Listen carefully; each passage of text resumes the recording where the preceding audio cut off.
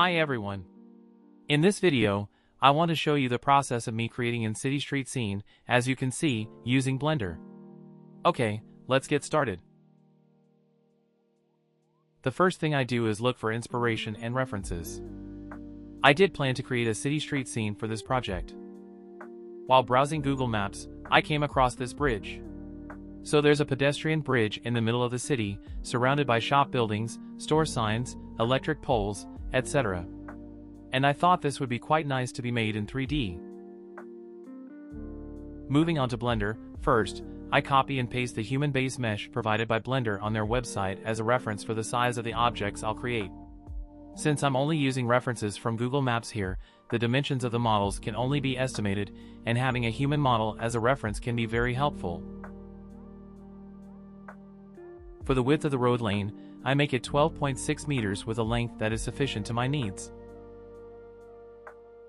Moving on to the bridge, I start by creating the main support pillars using a cylinder with 32 vertices. The diameter and height are estimated, adjusted according to the human model. Then, the cylinder is given a mirror modifier along the z-axis.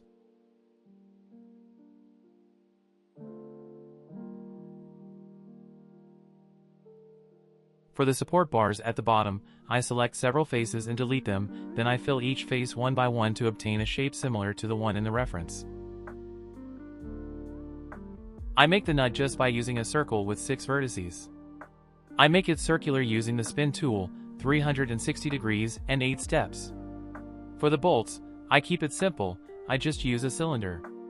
Then, I join the pillar, nut, and bolt, and toss a bevel modifier and shade it smooth.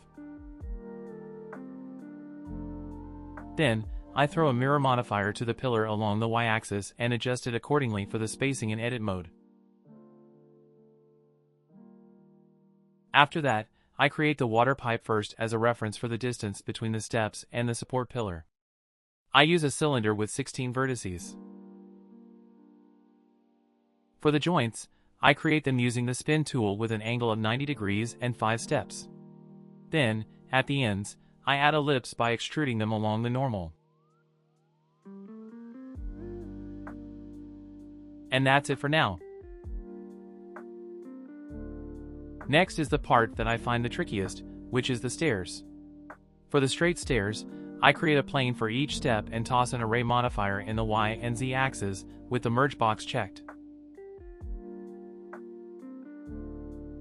Now, for the semicircular stairs, I create a new step object with the same modifier, but here I activate object offset using an empty plane axis as the target. Then, I adjust the location and rotation of the plane axis so that the steps can circling around the support pillar properly.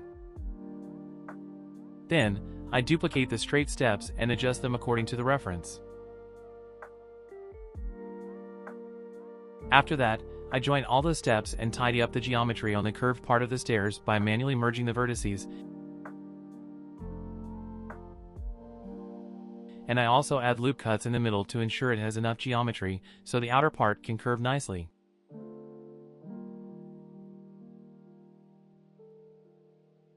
For the bottom part, I duplicate the geometry of the steps and position them according to the reference for their thickness. Then, I delete some faces and fill them again to make the bottom surface flat.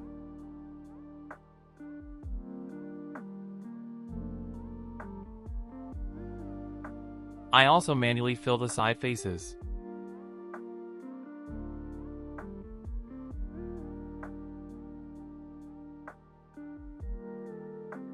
Now, because this object needs more geometry to have a smooth surface, I need to give a subdivision surface modifier to this object.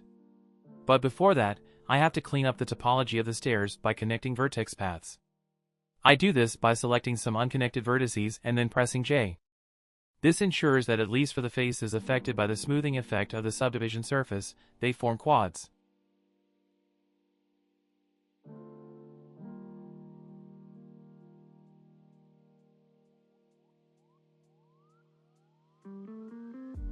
After that, I give a bevel modifier with an outer miter and arc shape, and set the subdivision surface level to 2. This workflow can be time-consuming.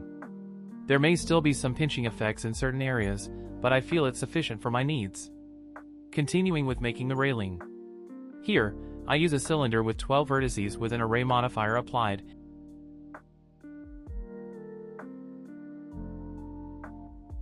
and some of them are positioned manually.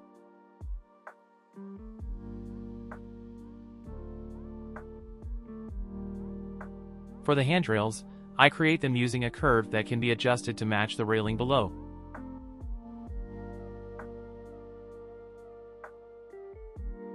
At this stage, patience is indeed required to shape the handrails, especially on the curved stairs, because here I use a path curve, so, sometimes, predicting the bends of the curve can be a bit challenging. Thus, I make a lot of adjustments, both to the curve objects itself and to the cylinder objects below it.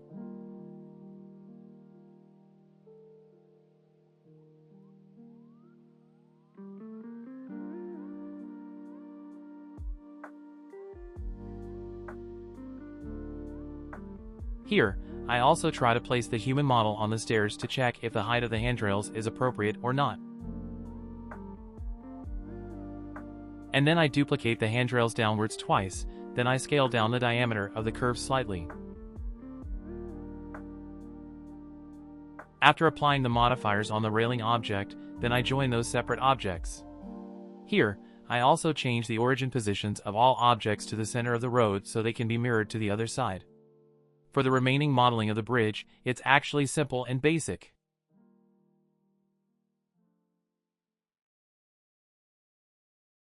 For the roof, I use a bevel plane with a solidify modifier. For the roof supports and gutters, I use curves.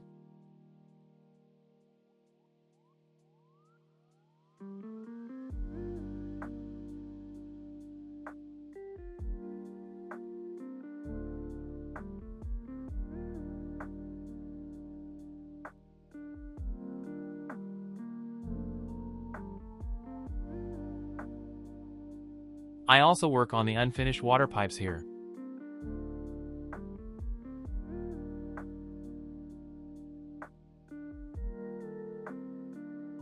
And for the other pillars, I use cylinders positioned according to the reference.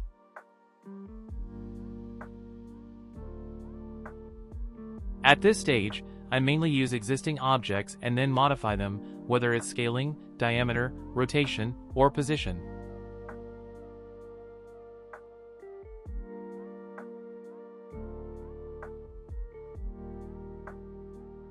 Here, I heavily rely on the reference from Google Maps for the construction design, although not everything is made exactly the same.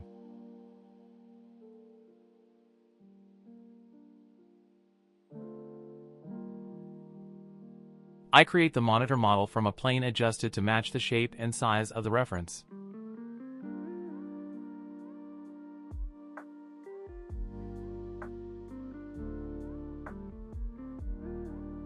For the screen, I add several loop cuts, which will later be slightly beveled and extruded backward.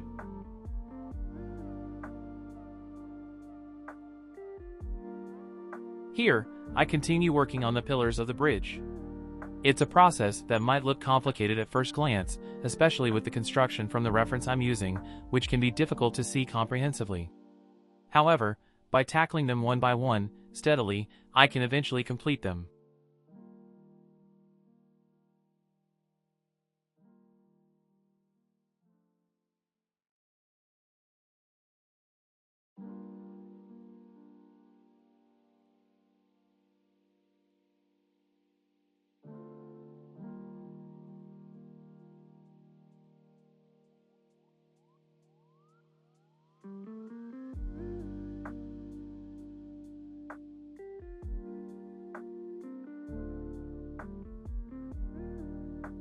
After spending some time working on the remaining parts of the bridge, rotating cylinders, using arrays, mirrors, the base model for the bridge is finally complete.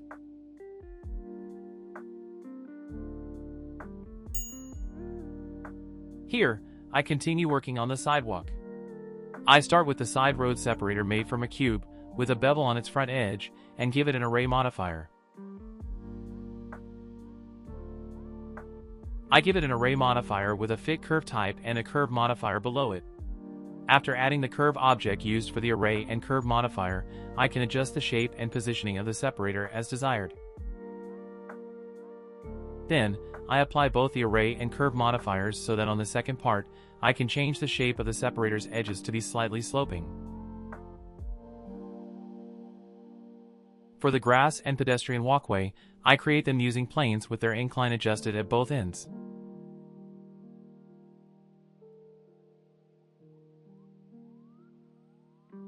I also raise the bridge model to match the height of the sidewalk. Continuing with the building modeling. For the modeling, I use plane objects and focus only on the front exterior. I create loop cuts where needed, extruding in, extruding out. It's a basic modeling process. But for building models, the dimensions and sizes are crucial. So here, I heavily rely on the human base model to ensure the building dimensions don't deviate too far.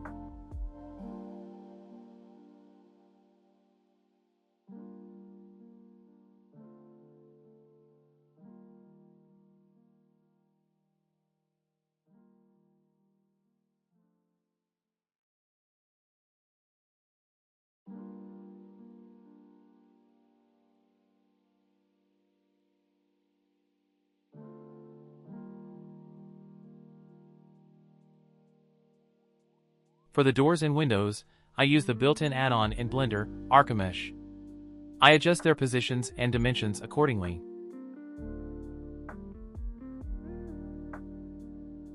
For the folding gate, I create it using a plane shaped at an angle, then I add an array modifier. Next, I add an object that will be used for Boolean operations to create indentations in the folding gate. Then, I give it a bevel modifier. Here, I continue making the remaining parts of the folding gate, such as the door handle, keyhole, and slot for the padlock.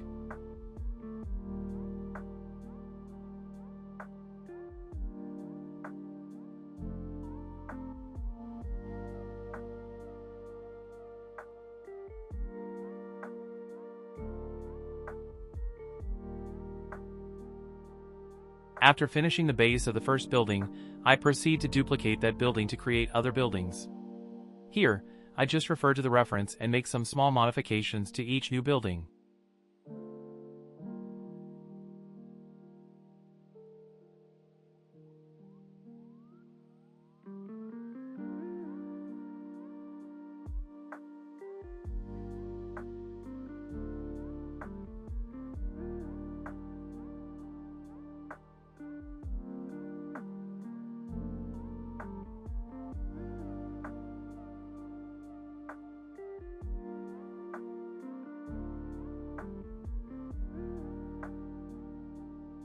For the next block of buildings, the process is the same as the previous. Starting with a plane, I shape the front exterior of the building according to the reference. It's quite basic modeling as well. The main thing to watch out for in modeling like this is to avoid overlapping vertices and to ensure that all faces orientations are correct, meaning they should all be facing the right way.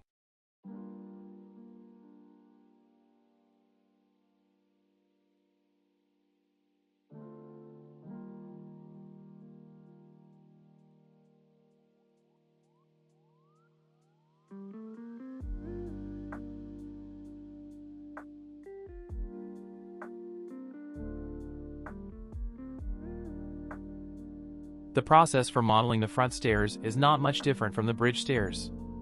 I create each step using a plane with an array modifier and manually fill in some faces where needed.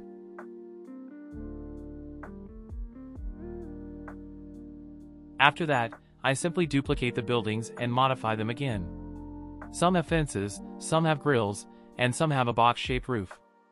I also create new models for the folding gates to avoid repetition. After that, I position the buildings that I've created, and I also add planes for the storefront areas.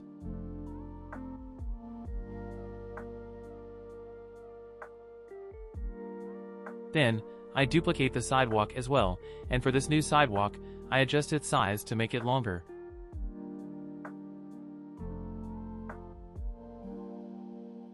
I also add cubes to create walls across the street.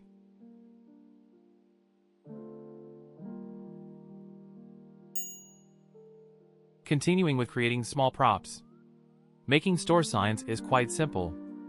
I just use a plane adjusted to the size needed, add a frame, and extrude it backward. I also use this object adjusted in size for other store signs.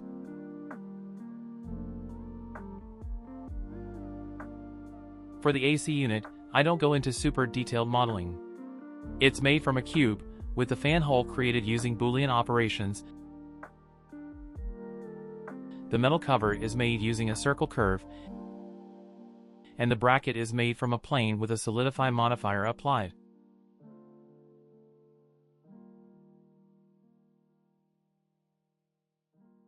For the other smaller props, I keep them simple. The cables are made using curves, and there are also poles made from cylinders arranged accordingly.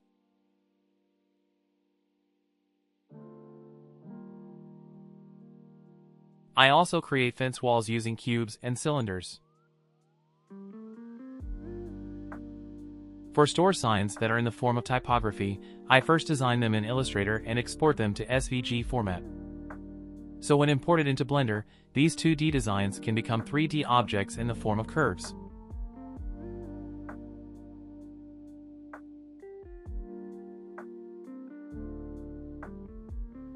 I am also adding poles and lamps to complete this building block.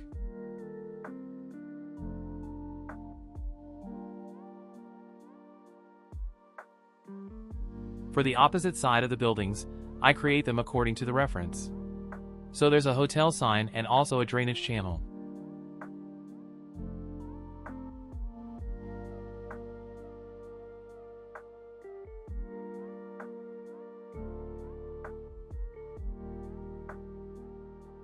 I also create a model of a simple house to serve as filler in the distance, so it doesn't look too empty in areas far from the camera.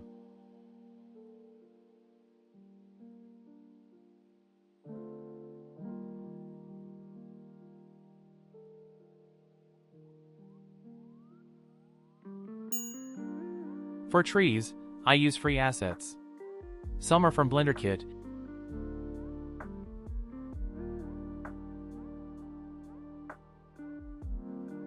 and some are from the free version of the Botanic add-on.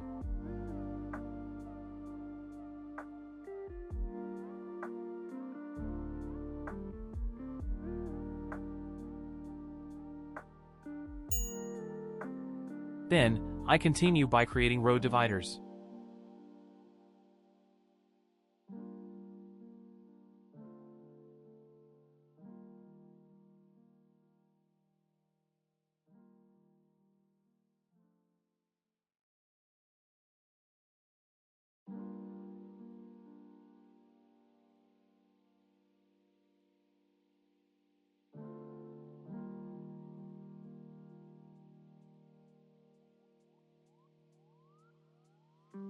Then, I create electric poles using cylinders with varying heights for some of them and position them accordingly.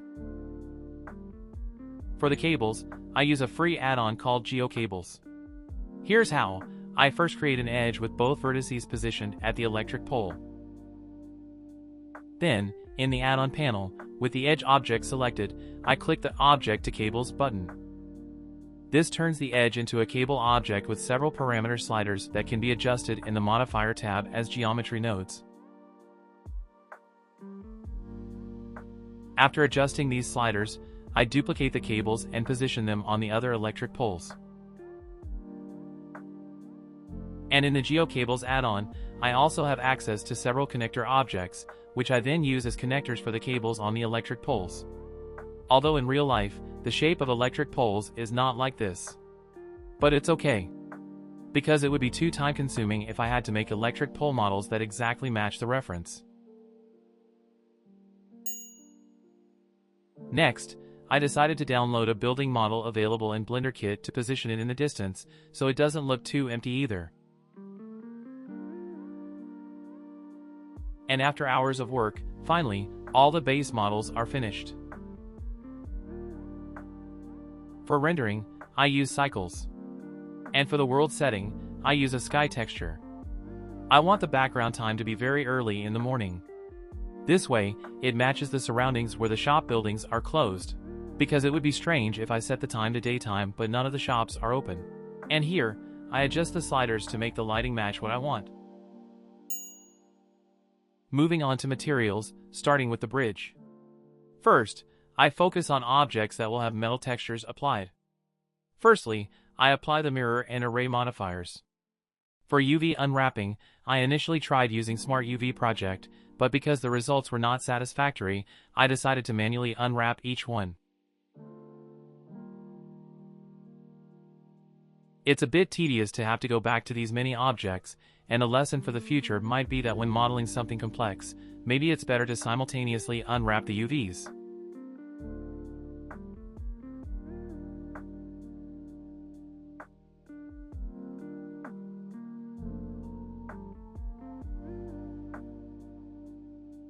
After finishing that, I join the objects. For this object, I create two sets of PBR textures. The first set is white painted steel texture, and the second set is a rust texture. To mix these two sets of textures, I use a Musgrave texture as a mask. To have more control over where the rust texture should appear, I create a blank black image texture at a resolution of 2K.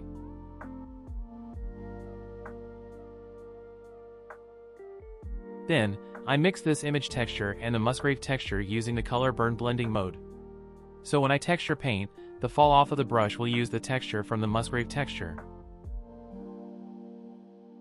Here, I just texture paint the metal floor as closely as possible to the reference.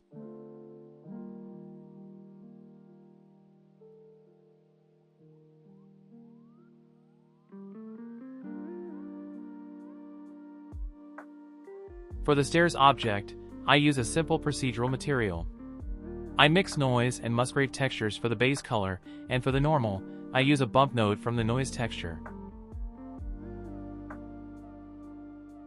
For the dirt texture on the stairs, I use the same method as the metal texture painting earlier.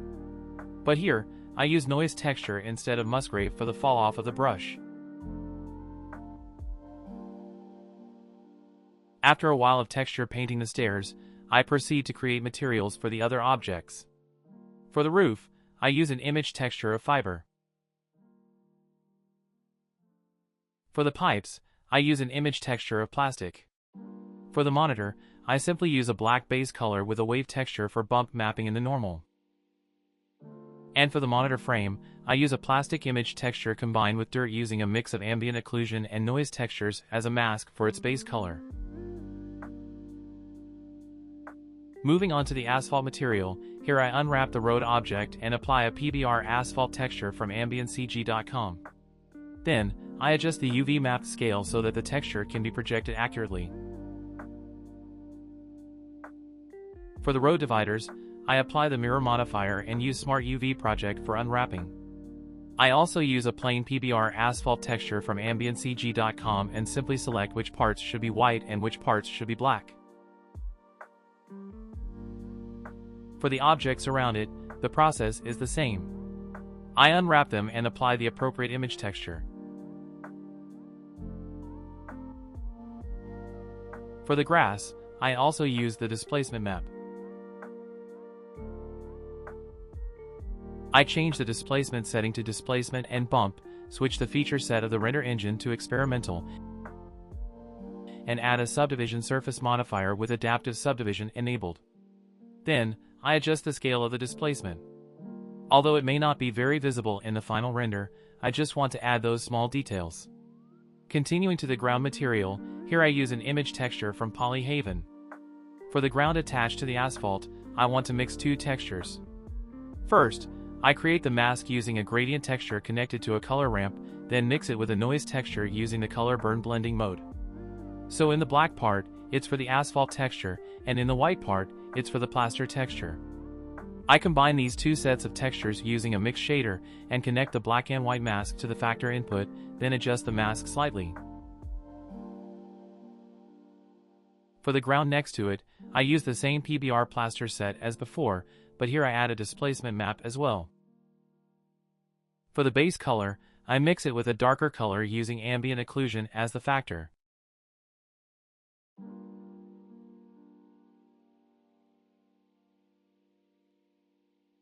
For the ground across from it, I use two sets of textures, plaster and gravel. Then, I mix them using a Musgrave texture as the factor. I also add ambient occlusion to enhance the dirt effect.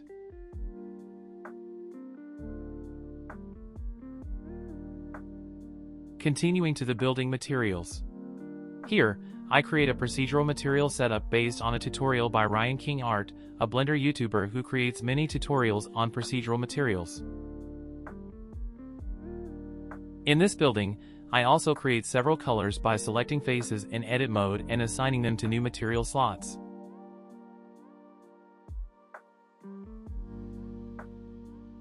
For the objects I use from the Archimesh add-on, they already have materials, so I just need to adjust their colors.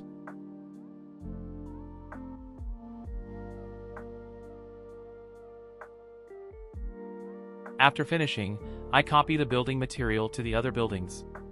But for this one building, because in the reference, the paint on the building has a faded effect, like it hasn't been repainted for a long time, here I add a noise texture as a factor to mix the red paint color and the faded white effect. For this bank building, I actually don't know what material the exterior walls are made of. So, here I just use a plastic image texture because its effect might resemble the material, then adjust its color using the hue saturation value node. Continuing with the material for the folding gate, I use the metal material from the bridge. Then, I change the masking from the image texture and Musgrave texture to only use a noise texture. Then, I also copy the material for the folding gate to the other folding gates and make them different colors.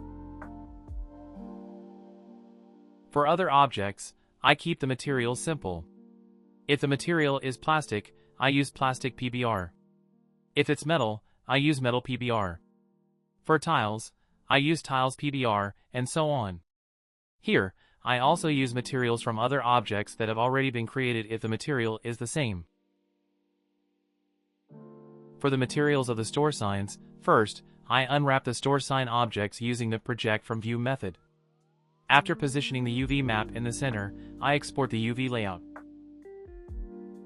Then, I can copy this UV layout of the store signs to Illustrator, where I create the graphic designs for each store sign using the UV layout as a reference for the dimensions of the sign.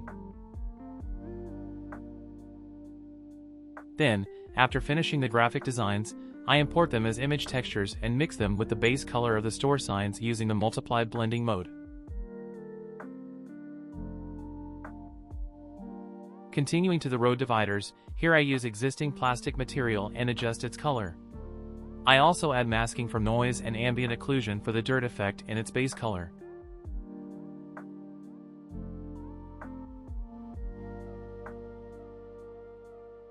For the white and yellow plastic parts on the side, I assign their faces to a new material.